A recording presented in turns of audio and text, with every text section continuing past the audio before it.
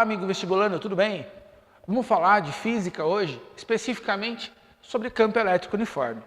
O campo elétrico uniforme é uma situação em que todos os pontos do campo possuem o mesmo valor.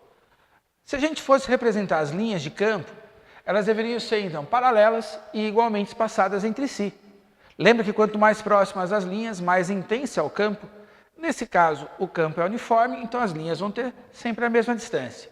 A superfície equipotencial é perpendicular à linha de campo, então aqui eu coloquei duas superfícies equipotenciais e nessas superfícies eu coloquei dois pontos A e B e a gente vai fazer uma carga passar de um lado para o outro, de A para B, sobre essa superfície equipotencial. Vamos recordar algumas coisas. O trabalho para essa carga aí de A para B vai ser Q vezes o U de AB. Porém, nesse trajeto, a força elétrica que empurra essa carga, que age sobre a carga, ela é constante.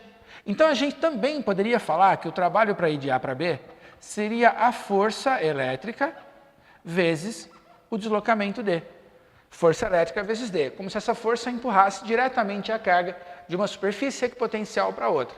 Cuidado! Às vezes a gente tem vontade de pegar esse deslocamento marcado em laranja, propositalmente para tentar te confundir. Lembra que para a carga ir de A para B, tanto faz o trajeto. Se ela andasse sobre essa superfície equipotencial e depois fosse em linha reta, o trabalho seria igual.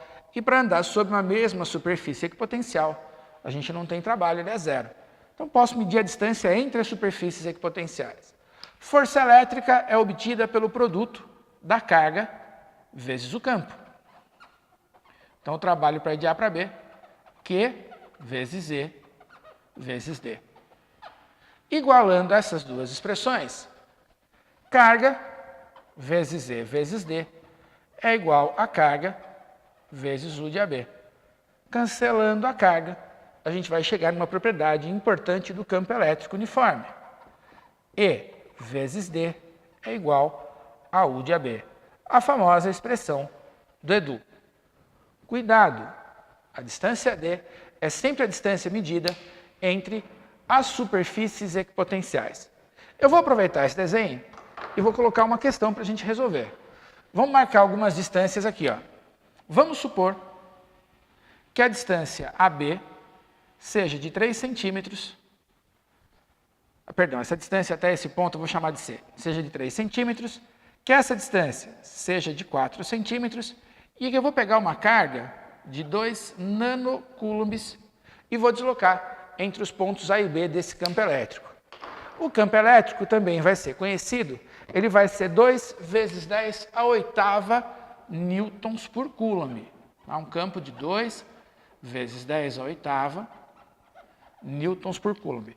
Então essa é a nossa situação problema. Vou apagar a teoria e vamos dar uma olhadinha. Vamos fazer duas perguntas para você. Primeiro, qual é a diferença de potencial entre os pontos A e B? Qual é o valor do U de AB? O U de AB eu posso calcular diretamente através da expressão do Edu. Cuidado, a gente não usa o 5, a gente usa sempre a distância entre as equipotenciais. Então, E vezes D é igual a U de AB. O campo, 2 vezes 10 oitava. E a distância D é de 4 centímetros, ou 4 vezes 10 a menos 2 metros. Então, 2 vezes 10 oitava, vezes 4 vezes 10 a menos 2 metros, é igual a U de AB. 2 vezes 4, 8. Vezes 10 elevado à sexta volts. Essa é a diferença de potencial entre os pontos A e B. A segunda pergunta que a gente poderia fazer é qual o trabalho para deslocar a carga entre os pontos A e B. E aí, para cálculo de trabalho, posso falar que é Q vezes o U, e a carga é de 2 nanocoulombs. Q vezes U de AB.